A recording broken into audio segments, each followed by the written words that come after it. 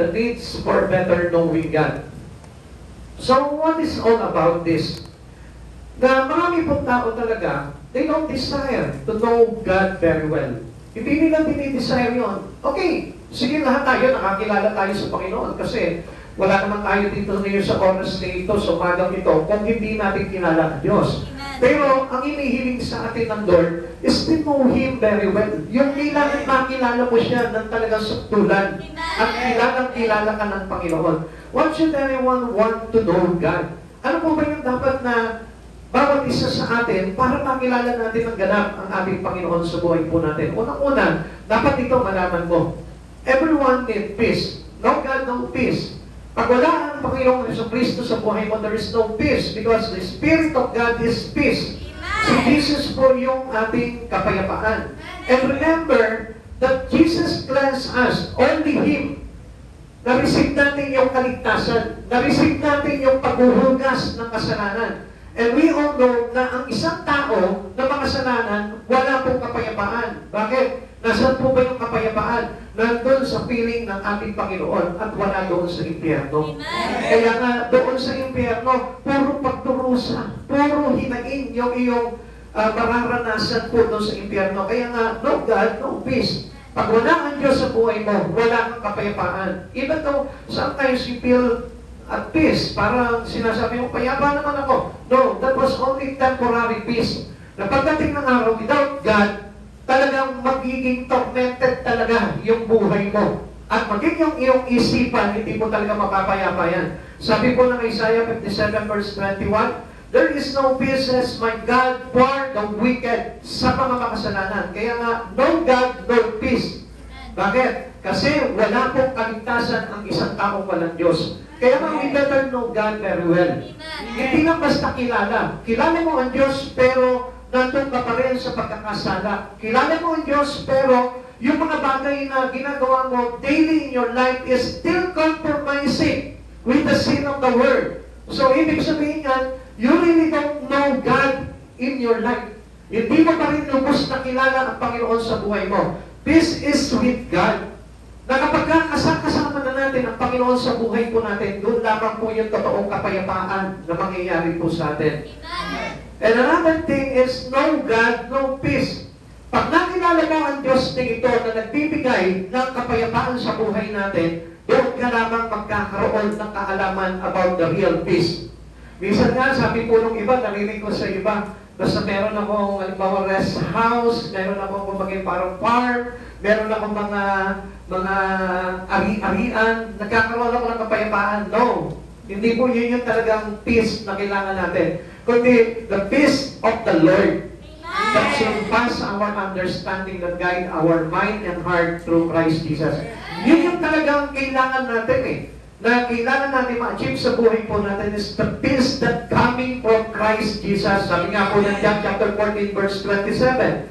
Peace I leave with you, my peace I give you. I do not give you to you as the world give. Hindi ito yung katulad ng ibinibigay sa inyo ng mundo. Ano ba yung kapayapaan ibinibigay sa atin ng mundo? Kapayapaan lang kapag mayroon ka mga material na bagay na gusto mo. Kapayapaan lang kapag mayroon ka magandang trabaho. That was only temporary. At alam natin, all things shall pass. Lahat ng bagay sa mundong ito mawawala. Kasama na yung peace na mayroon na dulot nitong mga bagay na ito. Do not let your heart be troubled and do not be afraid. Something is missing in life until we know Him. Meron pa rin bagay na kulang sa buhay ng isang tao. Yung kapayapaan na yon, hanggat hindi mo nakikilala ng lubusan ng Panginoon sa buhay mo. Minsan, di ba, masaya ka na kapag halimbawa, maganda trabaho mo. Masaya ka na kapag kumpleto ka na ng lahat ng bagay. Sabi nga nung iba basta maglilingkod ako sa Panginoon kapag stable na ako. Come on. Paano naman magiging stability ng iyong paglilingkod sa Panginoon? Kung na-achieve mo nga yung stability dito sa mundong ito, but your stability with God is wala. Amen? Amen. Naintindihan niyo po kung anong ibig ko sabihin? Amen. Okay, you get stable with your job, with your finances. Naging stable po lahat yan, hindi ka na uubusan. Eh, ang problema po dito, sabi ng Panginoon, na nag-aakala na sila'y mayaman, subalit mukha naman sila sa harapan ng Panginoon. So, ang ibig sabihin po nito, ang daming wala sa buhay natin. We are still empty. Without Christ Jesus, we are empty. Sabi mo dito, ano? Knowing God is the heart greatest desire. Yan yung dapat na dinidesire ng puso natin. Hindi lang basta, Lord, gusto ko yung matang dito, para na sa ganoon, Lord, makatulong ako sa church. Katulad ngayon, Panginoon, hindi ako nakakatulong sa proyekto ng church, kaya hindi ako nakakapag-suporta financially kasi maliit lang yung sweldo ko eh. Hindi pa stable yung trabaho ko, tsaka yung aking kabuhayan. Doon tayo sumasangalay. Na alam po natin, na kailangan talaga, the greatest desire of every one of us is to have God. And to know Him very well. Na kahit na sabihin mo, mayaman ka na, hindi pa rin masasatisfy yung buhay mo. Knowing God surpassed every other desire of Moises. Kay Moises, alam nyo, mas hinikita niya pa yung gusto niyang pagkilala kay Yahweh. Kaya nga sabi niya, Lord, gusto kita makita. Amen? Kahit alam po ni Moises na ikamamatay niya po yung bagay na yun. Gusto niya makita yung mukha po ni Yahweh. Now, ang tanong po dito, what is the super desire of your heart? Ikaw, ano ba yung marang dinidesire, dinimipi ng puso mo ngayon? Di ba? Jowa ba? Ano ba? Kayamanan ba? Yung bang magkamal ka ng pera? Yun ba yung dinidesire ng puso mo? Gusto ko yun lumaki pa yung sweldo ko eh. Gusto ko yung talagang makakilala ko dito sa buong mga tarik eh. Gusto ko yung mga astig ba yung dating ko, na kapag tumatating na ako dyan eh, parang sinasalutuhan na ako, niyuyukuan na ako. Come on, alam niyo po yung mga bagay na yun, wala sa isa po yun. Paglalabanan naman po yun ng kamatayan. What I mean here? Kasi pag yung ganong bagay, yung dinisar ng puso mo, mauuwi ka ng into perishable life. Mapapahamak lang yung buhay po natin. Kaya nga, ang gusto ng Lord talaga makilala mo siya ng lubusan. Para na sa ganon, malaman mo kung ano ba yung bagay na mahalaga na kailangan i-desire ng puso ng bawat isa po sa atin. Like for example, this time, bakit ka ba nagsimba ngayon? Siguro yung iba, kaya po sila nagsimba para magkaroon ako ng magic. Amen? O kaya naman yung iba, kaya ako magsisimba ngayon, Lord, para magkaroon ako ng boyfriend, ng girlfriend. Kaya ako magsisimba ngayon, Lord, para next week may trabaho na ako. Hindi lang makakapagsimba. Amen? Ganun yung desire natin eh. Lord, kasi gusto ko ma-promote eh. Lord, kasi gusto ko ma-achieve to eh. Lord, kasi ganito. Walang kinalaman sa ating Panginoon. Kaya hindi po natin lubusan makuha po talaga at maunawaan kung sino talaga ang Diyos na ito na kailangan natin makilala. Now, how can we know God? Paano po ba natin talaga makikilala ng lubusan ang Panginoon sa buhay natin? Number one, we can know God through faith in His Word. Kailangan na ang salita ng Diyos ay maging mahalaga sa buhay mo. Kailangan pahalaga mo ito. Kaya nga sabi ko nga po sa inyo, dapat yung pong Biblia ay laging nakaka-touch sa iyan. Ang Biblia kailangan kasama mo palagi ito.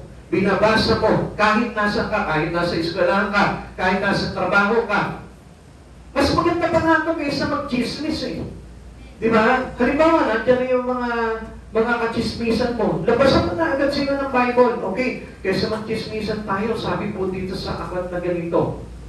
Alam niyo, mas makikilala niyo ang Panginoon at hindi mapapahamak ang buhay natin. Amen. Knowing our God is through our faith in His Word. Yung magkaroon po tayo ng pananampalataya sa salita ng Diyos. Sabi po dito sa verse 13, if have found grace in thy sight. Alam niyo po ba kung saan tayo kumukuha po talaga ng biyaya sa ating Panginoon? Sa pamamagitan po ng kanyang salita. We don't really know God because we can see God anymore. Hindi na po natin nakikita ang Diyos eh. Hindi na po natin inabutan po yung time na nandito lumakad si Jesus dito po sa mundo. At alam po natin na nakabase lamang po tayo into the written letter of God, God's love into us. Kaya nga kung hindi pa po natin babasahin ito, ano malalaman mo kay Jesus? So, kaya nga, alam niyo kung minsan, ang daming mga tao, nakabase lamang po talaga sila sa isipan nila, oh, ito kasi narinig ko eh. Bawal ang babae na magpahayag, bawal ang babae na mamuto, bawal ang pagkain ng ganito. Kaya po tayo nagkakaroon ng kamalian because hindi natin lubusang kilala ang Panginoon sa buhay natin. It's supposed to be, ano naman, maapektuhan ka ba? Kung ang babae ay magturo, maapektuhan pa yung salvation mo? Kung halimbawa kumain ka ng dinuguan, maapektuhan ba yung salvation mo? Kaya nga hindi yun ang usapan dito eh. The real point of God to us is to better know God. And who is this God? And what is the importance of God in your life? Ano ba halaga sa akin ni Jesus Christ? Hindi ba yung, anong halaga sa akin ng dinuguan? Anong halaga sa akin ng paghihigaw? Anong halaga sa akin ng mga tato? Anong halaga sa akin na kung ang babae yung pastor ko? Kung wala pong kinalaman po tayo dun eh. Amen. Hindi po yun yung issue ng salvation po natin. Kaya ang dami po naliligaw eh, nalilihis. Kasi kung sila nakapokus. And not to know Jesus very well. Dapat nga po ito yung dinidesire natin eh. Sandali, ano ba talaga yung gusto ng Diyos na maging ako? Gusto niya yung maging kalarawan niya. Gusto niya yung lumakad tayo sa banalan. Gusto niya yung lumayo tayo sa pagkakasala. Ganun lamang po yun eh. Kaya nga hindi po tayo dapat talaga maniwala doon sa mga iniisip lang natin. Kaya nga, let us found grace into the words of God. Amen. Sabi ng Exodus chapter 33 verse 13, kung ito'y totoo, ipinapakiusap ko, sabihin ninyo sa akin ang inyong mga balak gawin para malaman ko upang patuloy kayong manunugod sa akin.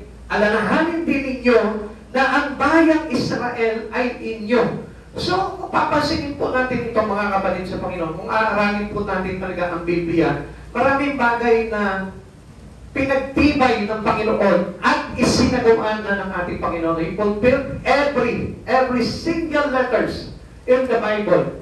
Lahat yan ginawa niya para sa iyo. Amen. Ang isang bagay na lamang na gagawin mo, kilalanin mo ang Panginoon sa pamamagitan ng kanyang sulat. Amen. At magkaroon ka ng pananampalataya sa bagay na yun. Alam niyo, ito po yung pinaka nakakalungkot po sa maraming mga Kristiyano. In all churches today, marami po, nag-church sila, pero hindi nagbabasa ng Biblia. Nag-church sila, pero hindi mahalaga sa kanila yung words of God. Umaasa lamang po sila, halimbawa, let's say, kung ano yung nakapost dito, okay, yan, nababasa po nila yan. Pero, mas maganda kung magkaroon ka ng personal encounter with the words of God. Ikaw mismo. Kasi hindi mababago ang pananaw mo kapag halimbawa, nakinig ka lang, bumasa ka lang, ispat-ispat na maliligaw ka. Kaya mga kapatid sa Panginoon, to know God very well, kailangan magkaroon ng attachment sa puso mo ang salita ng Diyos. Amen. Kailangan magkaroon ka ng interest dito. Yung bang nandyan lamang yung Bible mo, eh maisipan mo namang galawin, buksan, basahin. Amen? Amen. Lahat po tayo supposed to be, dapat magkaroon tayo ng desire na makilala po natin ang Panginoong Jesucristo sa pamamagitan po ng kanyang salita. There is no hope for anyone apart from God's grace. Hindi natin talaga matitiyak. Ano ba itong God's grace nito? Basta lagi pinabanggit ng pastor namin nito eh. God's grace, biyaya ng Diyos to eh. Habag ng Diyos to eh. Kaya tayo naligtas eh. So hindi mo inalam, ano ba yung grace na tinutukoy dito sa Bible na ito? Ang sabi po dito, grace grant God's favor to an undeserving sinner. Wala po tayong karapatan na patawarin. Wala tayong karapatan na linisin at tubusin sa pagkakasala natin. But by the grace of Christ Jesus, tayo po ay binigyan ng kapatawaran dito. Amen. So kaya nga wala tayong dapat na ipagmalaki sa Panginoon. Because of the grace of God, doon lamang po tayo naligtas. Only grace make it possible for sinners to know God. Kung wala yung biyaya ng Lord, paano makikilala si Jesus? Even though ito pa nga po yung masakit na katotohanan na kahit magbasa ka ng Biblia, without the grace of God, you cannot understand the Bible. Kaya kung mapapansin po ninyo, kahit magbasa ka na magbasa, hindi ko talaga maintindihan to, hindi ko na lang babasahin. Now, ask for the grace of God. At kapag nakita ng Lord that the greatest desire of your heart is to read the Bible, to read and understand the Bible, ang Diyos mismo, magbibigay siya ng biyaya sa iyo ng kaunawaan. Magbibigay siya ng biyaya sa iyo ng karunungan. Magbibigay siya sa iyo ng talento upang maipahayag mo itong salita ng Diyos. At doon ka mismo magugulat.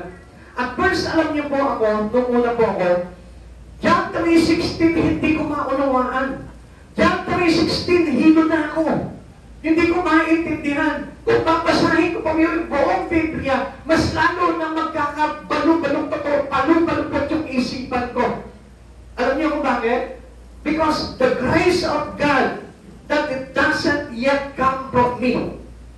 Nandiyan na yung grace, pero hindi ko pa tinatanggap eh. Binigyan na tayo ng Lord ng kaligtasan, pero yung grace na yon hindi mo pa kinukuha. Kaya hindi mo maunawaan yung mga bagay sa Panginoon. Kaya kung halimbawa hanggang ngayon, struggle ka pa rin halimbawa sa pag-church mo, struggle ka pa rin into your faith in Christ at hindi mo pa rin maintindihan kung bakit ang tao sineseparate ng Lord into the worldliness, kung bakit tayo hinihiwalay pa rin ng Lord doon sa mga unbeliever. Kung nag-i-struggle ka pa rin dyan, ibig sabihin, you need to found grace in the sight of God. Kailangan tayo po mismo, makuha po natin yung bagay na yun. Grace is the reason why we know God. Kung bakit nakikilala na natin ang Panginoong Jesucristo sa buhay po natin, it is because of grace. Biyaya niya po lamang yun. This grace is made personal and practical through faith. Ito po yung nagiging pakinabang po sa atin sa pamamagitan po ng ating pananampalataya sa ating Panginoong Jesucristo. At saan po ba nanggagaling yung ating pananampalataya? Through the words of God. Faith comes through hearing and hearing the words of God. So kapag tayo nakikinig tayo, nagbabasa po palagi tayo ng salita ng Diyos, doon po lumalago yung ating pananampalataya sa Panginoon. And if you don't have desire to reach out the words of God into your heart, I tell you, hindi mo talaga maiintindihan at yung pananampalataya mo ay babase ka pa rin doon sa pananampalataya ng mga taong makasalibutan.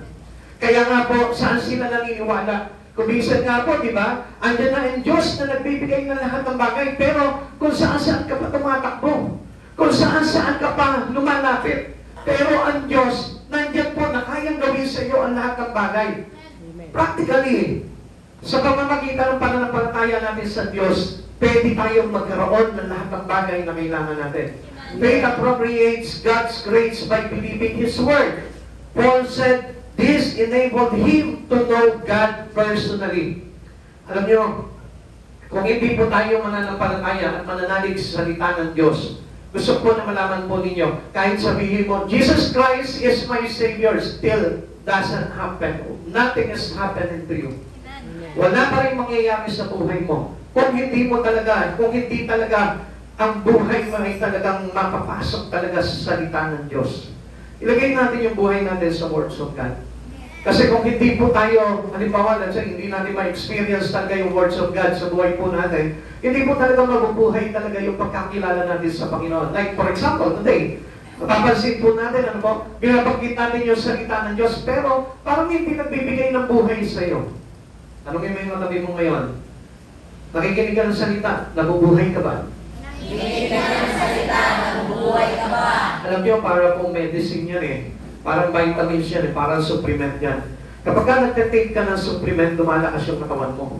Amen? Amen. Parang cobra. Di ba? Kapag ka umiinom ka ng cobra, ang isipan mo, lumalakas ka. Nagiging energetic yung katawan mo. Amen? Pero kung hindi mo alam, nakakasira mo ng kalusugan yan. Pero ang iniisip mo, nakakalakas yan. Pero why not in God's Word? Ang God's Word, kapag ka pinaniwalaan mo ito, that through reading and knowing the words of God, I will be saved.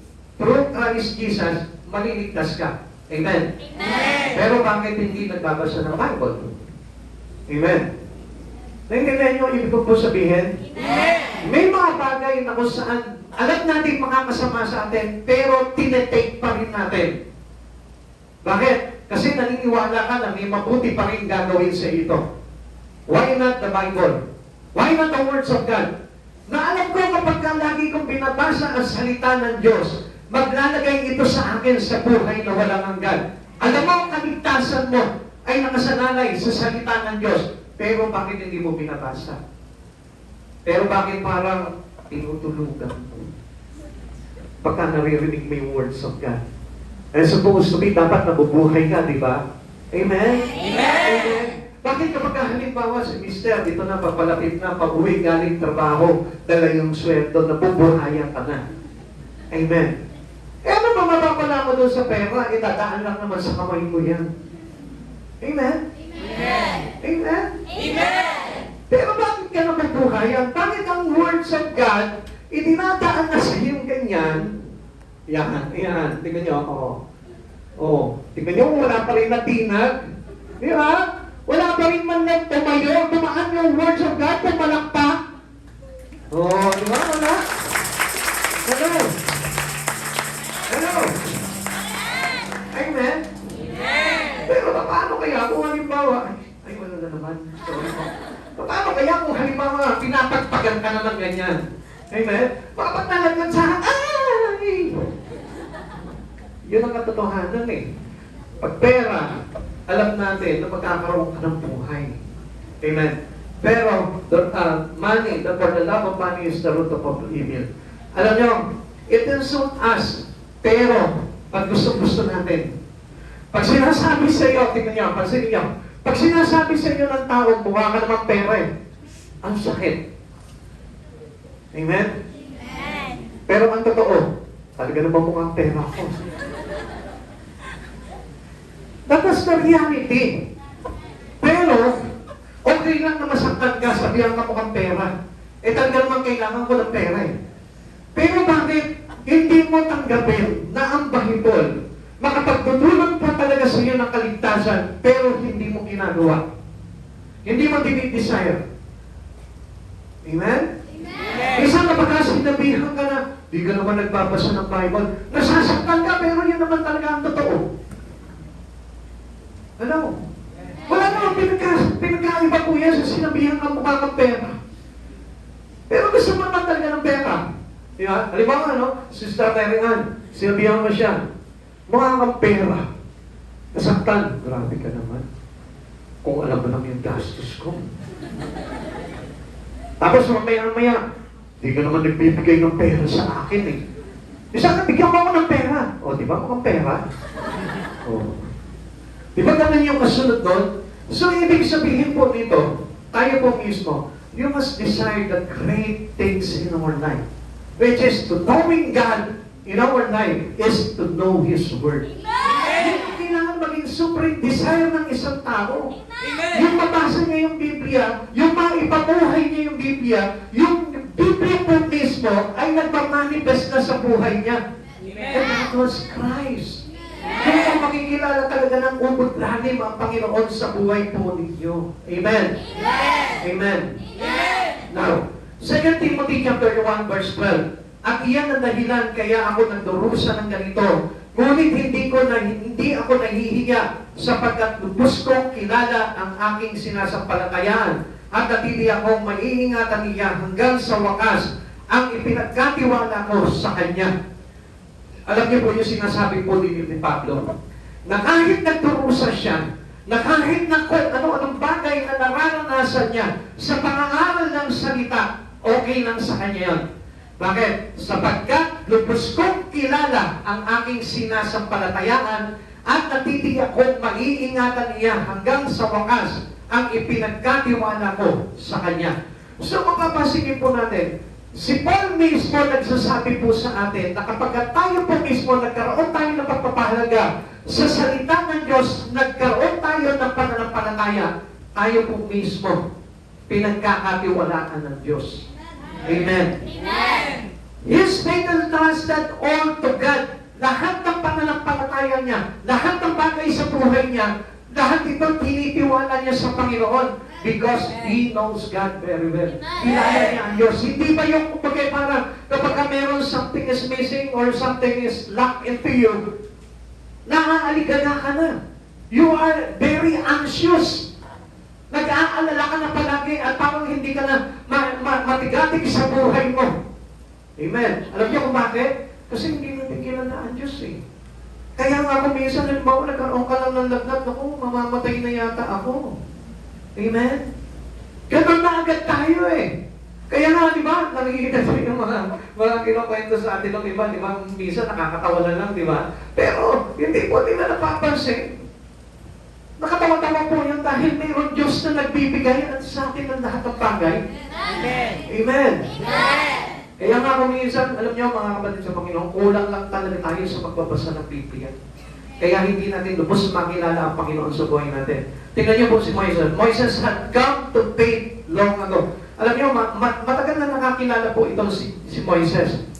Doon pa lamang sa pagkapanganak po niya, ang pananampalataya ng kanyang mga magulang, na itong pong bata na itong napakaganda. At alam niya na may purpose ang Lord dito sa buhay po ni Moises. Kaya po, itinago po nila ito. Now he wanted to know God better. Ang tanong po dito, do you know God? How well do you know Him? Tignan niyo po si Moises. Ito si Moises, pinakita niya po dito na hindi mahalaga sa kanya ang kayamanan ng Paraon. Na kahit na mayaman po siya bilang prinsipe na anak ng reyna. Tingnan niyo po ito ha. Sabi po ng Hebreo chapter 11 verse 23 to 29. Yung faith niya is to know better God in Him. Amen. Tingnan mo yung faith mo kung ganito. Para makita niyo mismo kung talagang yung faith niyo is genuine to God. Tingnan natin, sabi po dito, dahil sa pananampalataya ang mga magulang ni Moises hindi natakot na sumuway sa utos ng hari na makita nila maganda ang sanggol, itinago nila ito sa loob ng katubuan. Dahil sa pananampalataya tumanggi si Moises nang siya ay mayroon ng sapat na gulang na tawagin siyang anak ng prinsesa, anak ng hari. Inibig pa niya makihati sa kapihang dinaranas ng bayan ng Diyos kaysa magtamasa ng mga panandiliang aliw na dulot ng kasalanan. That was a great faith na natutunan niya into God. Pero tayo, di ba, minsan hindi natin pinagpapalit, baliktad tayo eh. Minsan hindi natin pinagpapalit kung ano yung bagay na meron tayo kapalit ng Panginoong Jesucristo sa buhay po natin. Kay Moises hindi. Ang ginawa ni Moises, tinurn down niya yung kayamanan ng prinsesa. Tinurn down niya yung pagiging prinsipe ng Ehipsyo. Kundi pinili niya na maging kaisa pa siya na tinaranas na kaapihan ng bayan ng Diyos. Bakit? Because he's looking forward to God. Yung isipan niya nakapokus sa Diyos. Ipinapakita sa atin ni Moises na walang mahalaga sa kanya kundi ang Diyos. Kaya kahit na maghirap siya, dumanas siya ng kaapihan kasama ang bayan ng Diyos, okay lang sa kanya yon. Dahil alam niya, kilala niya ang Diyos na ito, na hindi nagkulang sa mga bagay-bagay sa buhay niya. Kaya nakita niyo, na sa bagay ng labanan, sa task, sa mission, hindi nagkulang ng pangangailangan. Ito po si Moises, kasama niya palagi ang Diyos. How to find that God is with you always? Hindi mo malalaman na ang kasama mo ay Diyos palagi sa buhay mo kung hindi mo pipiliin ang Diyos na ito. Amen. Verse 96, itinuring niyang higit na mahalaga ang pagtitiis sa hirap dahil sa Mesiyas kaysa ang mga kayamanan ng Ehipto, sapagkat nakatuon ang kanyang paningin sa mga gantimpala sa hinaharap. Pananampalataya din ang nagdudyok kay Moises na lisanin ang Ehipto nang hindi natatakot sa galit ng hari. Matatag ang kanyang kalooban sapagkat para niyang nakita ang Diyos dahil din sa pananampalataya. Nakita niyo po yung yung kanyang pananaw, yung perspective po nito si Moises. Sa kanya, ang mahalaga sa kanya, yung bagay na darating, yung gantimpala sa hinaharap, hindi yung bagay dito. Sapagkat matalino si Moises. Alam niyo po ba bakit matalino si Moises? Dahil mas pinili niya yung kahirapan na maglalagay sa kanya ng gantimpala sa hinaharap. So meaning sa buhay na walang hanggan. Samantalang maraming tao sa panahon po natin, mas pinipili yung karir, mas pinipili yung negosyo, mas pinipili yung kayamanan, mas pinipili yung mana ng sanlibutan kapalit ng kanilang katapatan sa Panginoong Jesucristo. And how can we achieve salvation through Christ Jesus kung tayo po mismo tinaturn down natin yung mga bagay kay Kristo at pinipili natin yung mga bagay na temporary lamang? Kapatid sa Panginoon, gusto ko maintindihan niyo po ito. You must read very well the Bible. Kasi kung talagang may faith kayo sa Panginoong Jesucristo, hindi nyo ipagpapalit ang Lord sa buhay po ninyo. Marami po mga nagre-reklamo. know the workers of church already. Ano sasabihin nila? Hirap naman doon. Kailangan lagi kang nandun. Kailangan lagi kang araw-araw nandun. Eh, hindi ko na magawa yung gawain bahay ko. Kung dapat matuwa ka eh. It is the grace of God. Bakit araw-araw nakakagawa ka sa Lord? It is the grace of God na kahit wala kang trabaho, nabubuhay ka. Hindi ka nagkukulang sa mga bagay-bagay sa buhay mo. Samantalang meron araw-araw nagtatrabaho, kulang pa rin. Araw-araw nagtatrabaho, wala pa rin pagbili ng bigas. Araw-araw nagkukulang pa rin sila sa mga pangangailangan nila. Hindi niyo po ba nakikita yung difference with knowing God? Na kapag kakilala mo si Jesus sa buhay mo, hindi ka mawawalan. Hindi ka mauubusan. Sapagkat ang Diyos is overflowing grace. Kaya nga sinabi na ang biyaya niya ay sapat sa lahat ng inyong pangangailangan. His grace is sufficient for all our needs. Sapat na mayroon kang Diyos sa buhay mo at wala ka nang alalahanin doon sa mga bagay na yun. Now, paano pa po natin makikilala ang Panginoon? Ikalawa, we can know God through focusing on His way. Alam natin na Jesus is the way, but still, we cannot walk with Jesus on His way. Marami po na alam nila, Jesus is the way. Lagi po nilang idinideklara po yan. Pinoproclaim nila, John 14:6, that Jesus is the way, the truth, and the life. And no one comes to the Father except through Him. But still, hindi tayo nagre-rely into walking into the way of Christ Jesus. You know Jesus is the way. But still, kaninong lakad, kaninong paraan, kaninong landas, yung nilalakaran ng maraming tao, hindi kay Jesus. Because they're still walking and hand by hand with the Word. Naglalakad po tayo dito. Hawak kamay sa mundo na ito. Samantalang si Jesus, He can help us and assist us by His right hand. Sabi po sa atin ng aklat ng Isaiah. Sabi po dito ni Moises, show me now the way that I may know Thee. Sabihin mo sa akin yung paraan mo. Sabihin mo sa akin lahat ng gagawin mo para patuloy mo kong kalugdan. Alam niyo kapatid sa Panginoon, marami sa atin akala nila kalugod-lugod na sila sa harapan ng Panginoon. Pero ang dami po sa atin sa panahon natin, hindi alam kung ano yung paraan ng Diyos sa kanilang buhay. Amen. And still, they don't know what is the purpose of God into them. Akala nila ang gusto lang ng Lord maging mayaman ka.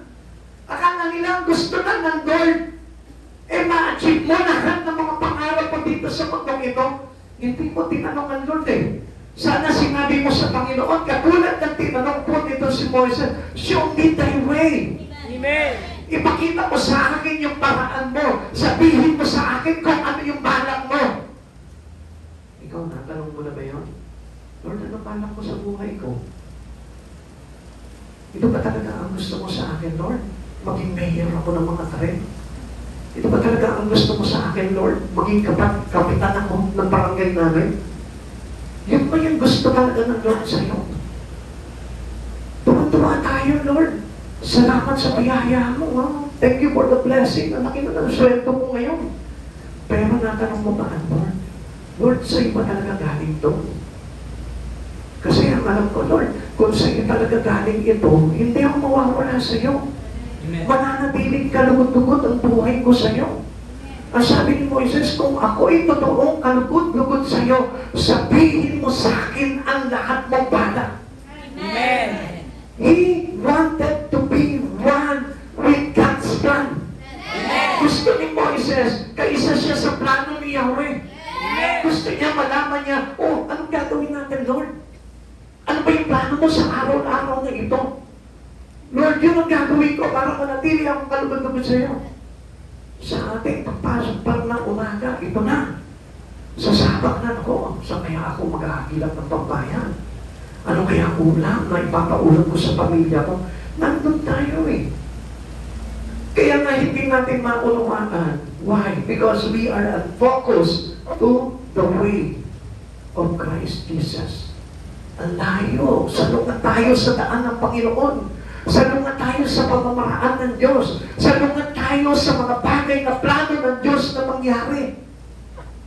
Kaya nga gusto ni Moises dito, Lord, para manatili akong kalugod-lugod sa iyo, sabihin mo sa akin kung ano yung mga balak mo.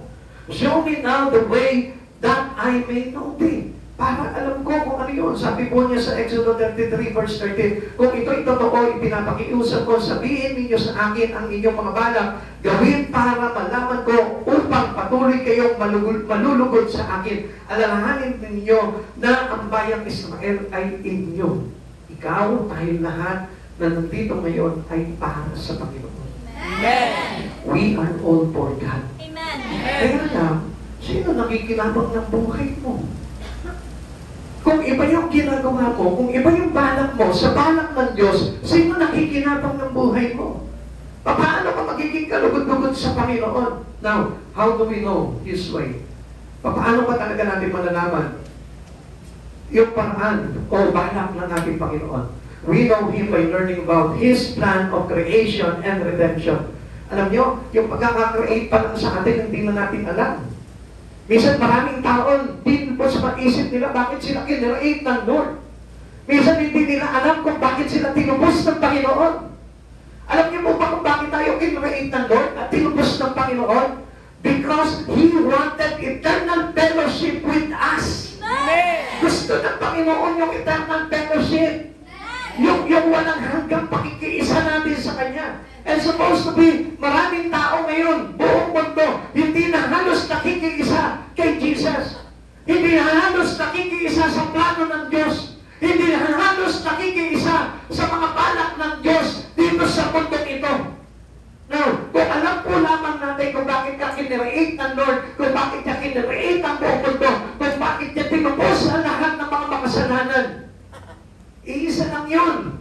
Hindi para saluhin mo yung buhay mo. Hindi para magpakayaman ka lamang. Hindi para mabuhay ka lamang dito ng payapa. Kundi ang balak talaga ng Lord, yung mayroon siyang kasama. Ikaw yun. Ikaw. Tayo lahat yun. Amen. We know Him by studying the Word of God among His people. Kung ano yung bagay na ginawa niya dito sa kanyang mga Israelita, sa kanyang piniling bayan, yun ang plano ng Diyos sa lahat. Amen. Kung paano niya iniligtas, idiniliver niya doon sa pagkakaantipin ito mga Israelita. Ganon ang ginagawa ng Panginoon sa atin. Amen. Kaya lang, katulad din ng mga Israelita, ganon din yung ating ginagawa sa Panginoon. Kaya nga, pag-aralan po natin itong mga bagay nito. We know Him by comparing Old Testament prophecies and New Testament fulfillment na hindi pa rin natin nakita ngayon. Ang dami mga pinropesay inihula sa Old Testament na ginagawa na ni Jesus, pinulpil at ginawa na niya para kanino? Para sa atin pa rin.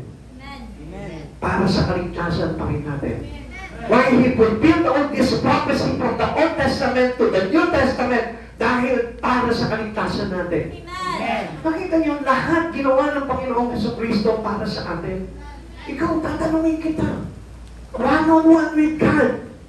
Yung ginagawa mo ba ay para sa Lord? Yung plano mo ba, yung pangarap mo ba ay para ka sa Kanya? Ang pangarap ng Lord ay para sa atin. Ang lahat ng plano niya ay para sa ating lahat. Pero, tatanong mo ba sa sarili mo, ito bang bagay na ginagawa mo sa araw-araw para sa Lord din ba ito? Yung pambuhay ko ngayon may kaugnayan pa kay Kristo. Yung mga plano ko, yung mga pangarap ko, yung meron ako, para sa Kanya ba ito? Minsan hindi tayo nagtatanong dahil pinipikit matalalaman po natin na kahit alam natin nagkakasala tayo at hindi na tayo kalugod-lugod sa Panginoon, go pa rin tayo doon. Dahil bakit? Because we are now selfish generation. Lahat na tayo ngayon, makasarili na po tayo ngayon. Ang gusto na naman po natin yung pansarili natin na kahit na wala na ang Diyos na parte sa buhay mo, okay lang sa iyo.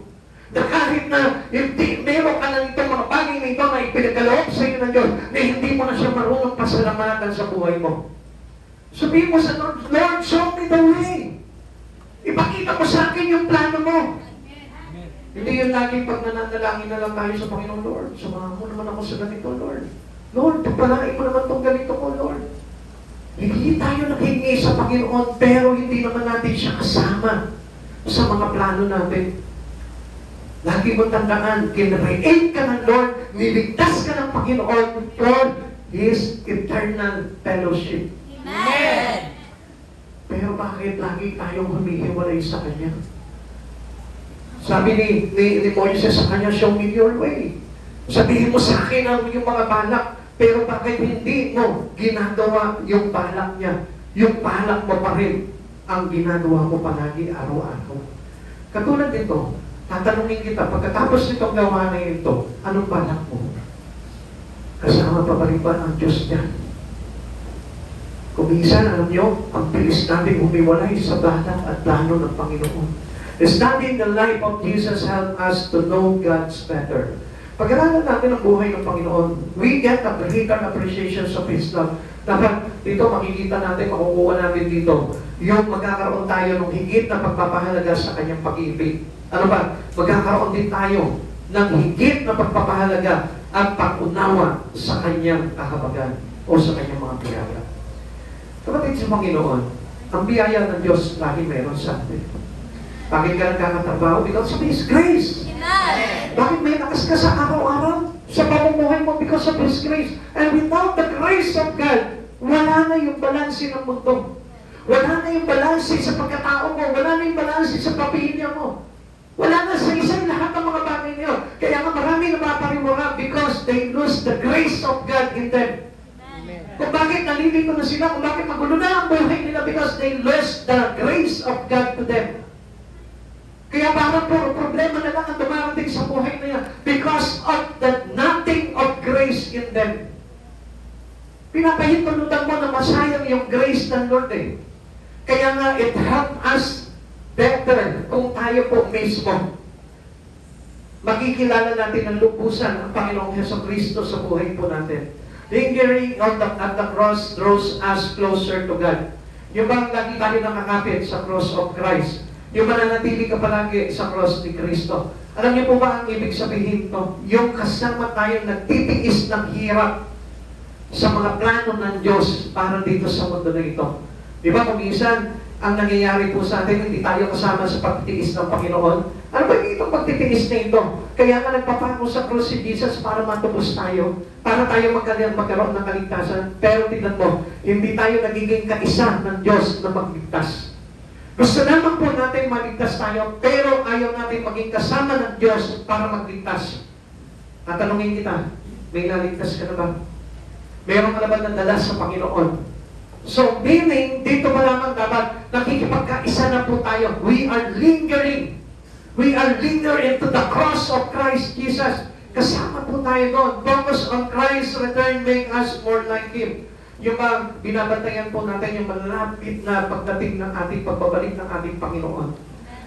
Alam niyo, kung minsan, kaya po nawawala po yung focus po natin doon. Alam niyo kung bakit? Because nakikita po natin na marami po tao inaakit ng sanlibutan. Alam niyo po ba yung worldly allurement? Yung worldly allurement, yan po yung nagpapawala po ng focus natin sa pagbabalik ng Diyos. Kaya hindi niyo po napapansin, di ba? Abala-abala ka sa mga maraming bagay dito sa mundong ito. Abala-abala ka sa mga pangarap mo. Abala-abala ka doon sa mga bagay na gusto mo ma-achieve dito sa mundong ito. Pero hindi naging abala yung espiritu mo sa pagbabalik ng Panginoon. Kaya nga, we lose this grace. Nawawala po tayo doon. Nawawala yung focus natin doon sa mga bagay na yun. 1 John chapter 3, verse 1 to 3. Tignan ninyo kung gaano kalaki ang pag-ibig sa atin ng Ama. Tinatawag niya tayo mga anak ng Diyos at iyan ang totoo. Ito ang dahilan kung bakit hindi tayo nakikilala ng mga makasanlibutan. Hindi nila kinikilala ang Diyos. Mga minamahal, anak na tayo ng Diyos ngayon. Ngunit hindi pa nahahayag ang magiging kalagayan natin. Ngunit alam natin sa pagparito muli ni Kristo, tayo'y matutulad sa Kanya sapagkat makikita natin kung sino talaga siya. Kaya ang sino nang may ganitong pag-asa ay nagsisikap na maging malinis ang pamumuhay tulad ni Kristo. So, focus on Christ's return, meaning tayo po mismo nagpapakalinis na. Hindi yung focus on Christ's return, wala tayong ginagawa. Hindi mo inaayos yung buhay mo. Hindi mo inaayos yung relasyon mo sa Panginoon. Hindi mo pinalalalim at pinalalago yung pagkakilala mo sa Diyos. You are nothing pagdating ng Lord. Kapatid sa Panginoon, gusto ko po na i-remind po tayo. You need to focus our life into Christ's return. Hindi lamang po yan yung nasa isipan mo, malapit na dumating ang Panginoon, pero wala ka namang ginagawa sa buhay mo. Malapit naman dumating ang Panginoon, pero nandun pa rin nakapokus yung buhay mo sa mga pangarap mo lamang dito sa mundong ito. You will lose. Maraming mga nakakilala sa Panginoon, but yet still lost.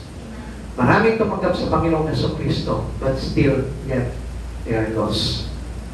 Maraming nagpe-pray, maraming nagbabasa ng Bible, pero still they are lost. Bakit? Kasi they lost their focus unto Christ return.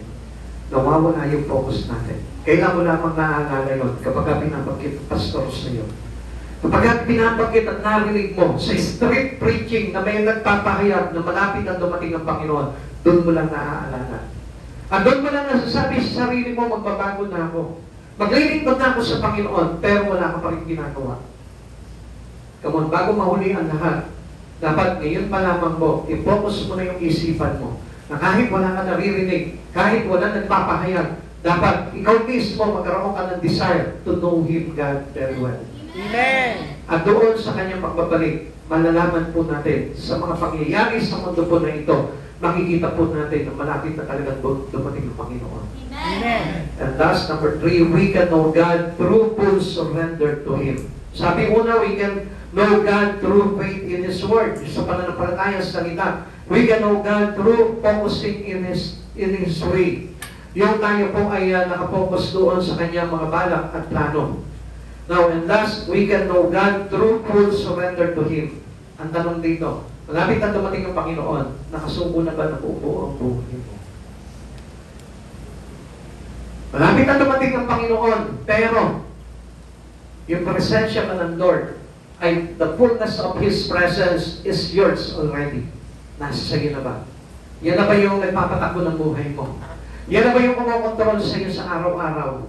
Sabi niya po dito, my presence shall go with thee. Kasama niya na palagi ang Panginoon. Sabi ni Yahweh. Kapatid sa Panginoon, alam niyo po ang bagay na kung bakit sinabi ni Yahweh na sasamahan kita palagi sa inyong mga landas. Alam niyo kung bakit? Because He pleased this man. Talagang it is pleases to Him. Yung mga bagay na ginawa ni Moises was pleases to God. Naging kalugod-lugod sa Lord yung mga bagay na ginawa nito. Yung mga pagsunod ni Moises, naging kalugod-lugod sa Panginoon. Kaya the presence of God is with Him. Lagi-lagi niyang kasama. Ngayon, mga kapatid sa Panginoon, paano tayo sasamahan ng Lord kung wala tayong bagay na ginagawa na napakaka-pleases sa ating Panginoon? Kung yung mga bagay na ginagawa natin is pleases to our own, only to our family, only to our loved one, but not to our God. Okay, siguro natutuwa sa iyo yung pamilya mo, ang sipag mo naman, Han. Ang sipag mo naman. Anak, natutuwa ka, napiplease ka doon sa mga bagay na ginagawa nila. But, the question here is, paano mo sasamahan ng Panginoon kung ang Diyos hindi napiplease sa pamumuhay mo? Kung tayo po mismo, hindi tayo nag-a-achieve ng tinatawag na holy living, hindi ka nag-a-achieve to serve the Lord your God, to be one with His suffering. Paano kung hindi tayo nagkakaroon ng interest into soul winning? Kung hindi tayo kaisa doon sa mission ng ating Panginoon? Kaya nga marami po sa atin hindi nagtatanong, Lord, show me the way. Kaya hindi sumasagot ang Panginoon sa atin, my presence shall go with you. Kasi nga wala tayong pakialam doon sa plano ng Diyos eh.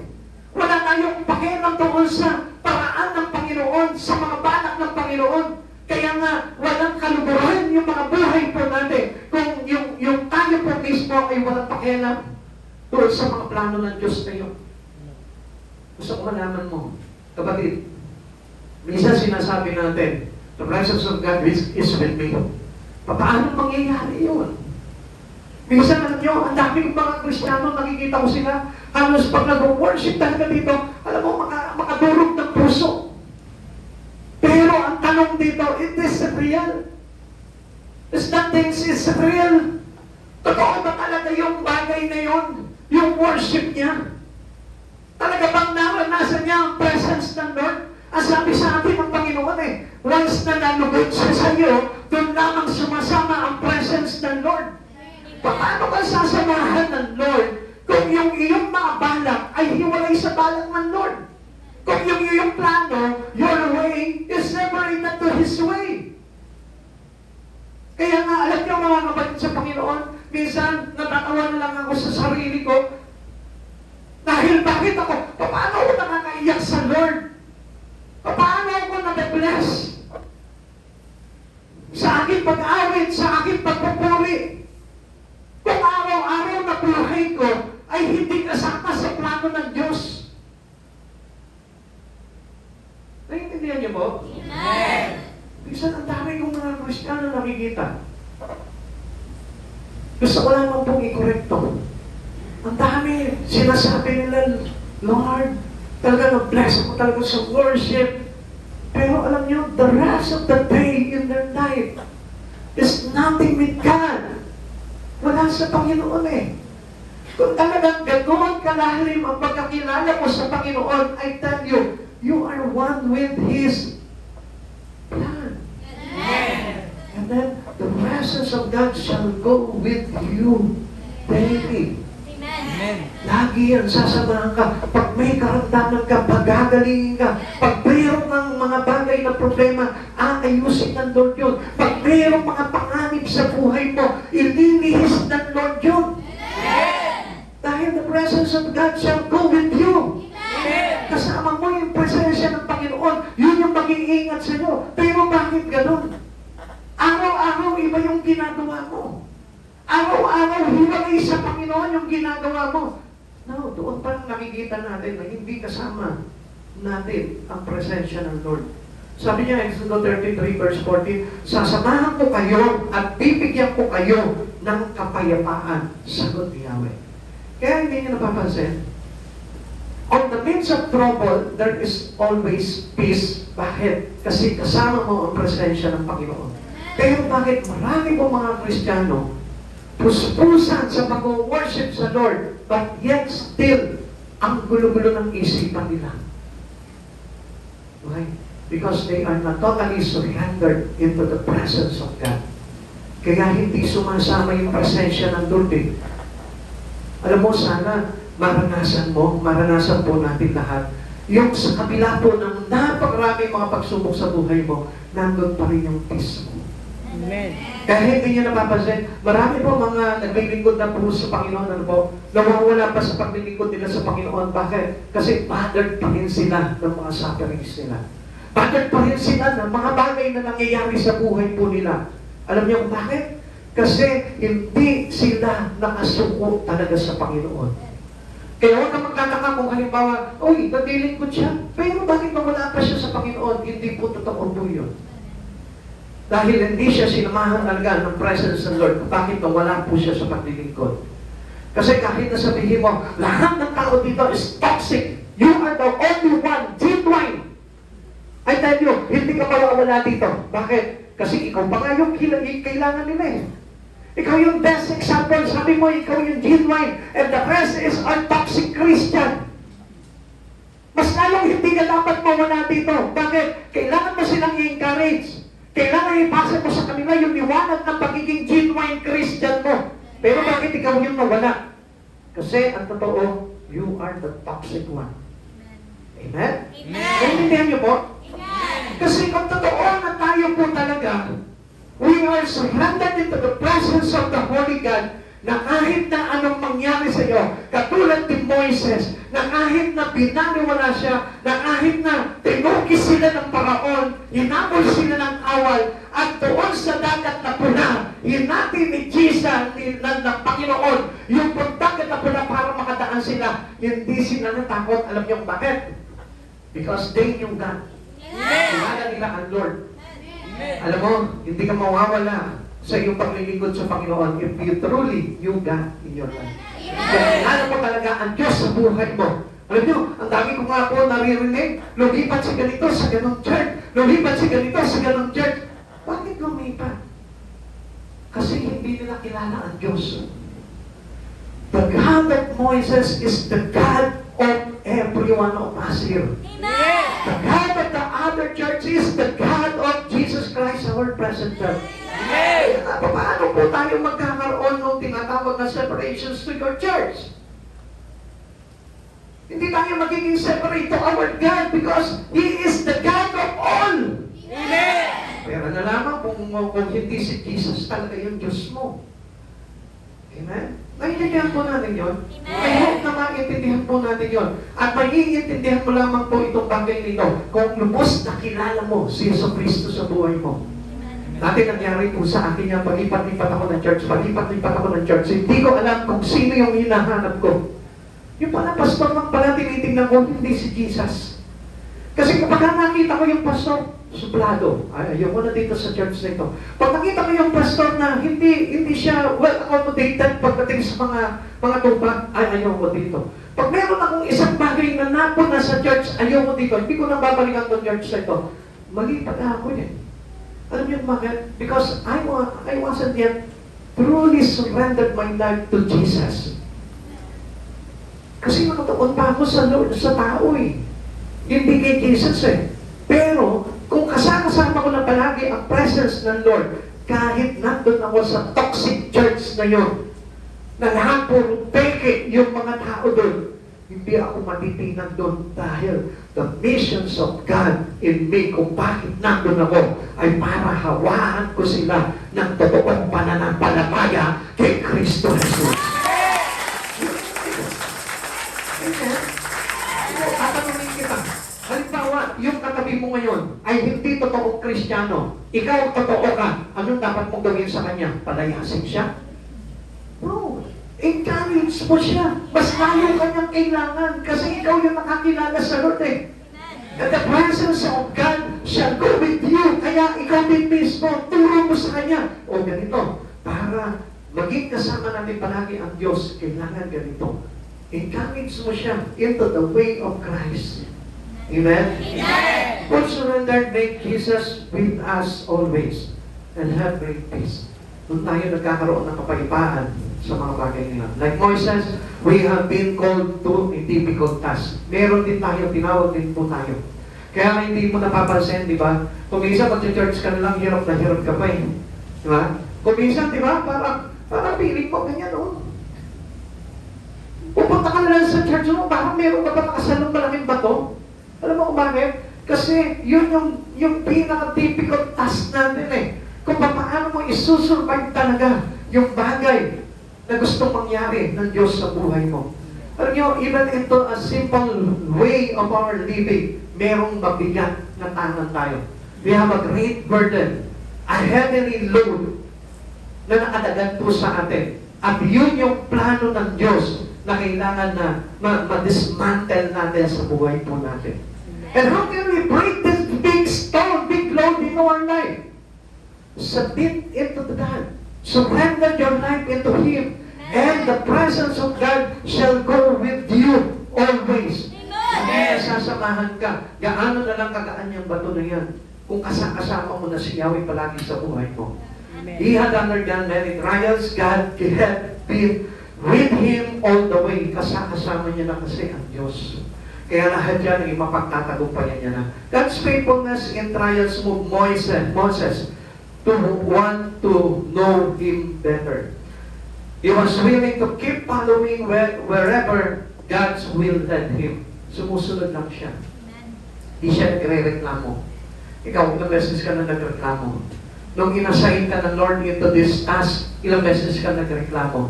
Nung may pinagawa sa iyo ang Panginoon, ilang beses ka nang umatras. Ilang beses ka nang umayaw. Ilang beses ko na sinabi sa Kanya, Lord, hindi ko kaya. Papaano ka ngayon nangangarap that the presence of God shall go with you? Kayanin mo. Dahil kung alam mo na kasama mo ang presensya ng Panginoon, alam mo na magagawa mo ang bagay na yun. Walang magiging mahirap sa'yo kung kasama mo ang presensya ng Diyos sa buhay mo. Hindi ka no retreat, no surrender. Hindi tayo uurong, hindi tayo tatakas sa mga bagay na panawagan ng Diyos sa buhay natin because the Lord shall go with us. Kasama natin palagi ang Panginoon. Right now, inatid ka ng Diyos dito, kasama mo ang Diyos. Nandito ka ngayon, kasama mo ang Diyos. Nakikinig ka, nakapokus ka into God, kasama mo ang Diyos. Pero na lang, kung hindi ka nakapokus ngayon, hindi mo kasama ang Diyos. Dahil gusto ko malaman mo, sa lahat ng mga task, kahit na it is harder for you, this task that given to you by God, I tell you, magagawa mo yun sapagkat kasama mo ang lakas ng Diyos na kaloob sa iyo ni Yesu Cristo. Amen. He was willing to keep following wherever God's will led him. Kahit sa katali ng Panginoon, sunod ka lang. Sabi niya, 19 to 23. Makikita mo lahat ang aking kalwalatian at bibigkasin ko sa iyo ang aking pangalan, Yahweh. Mahahabag ako sa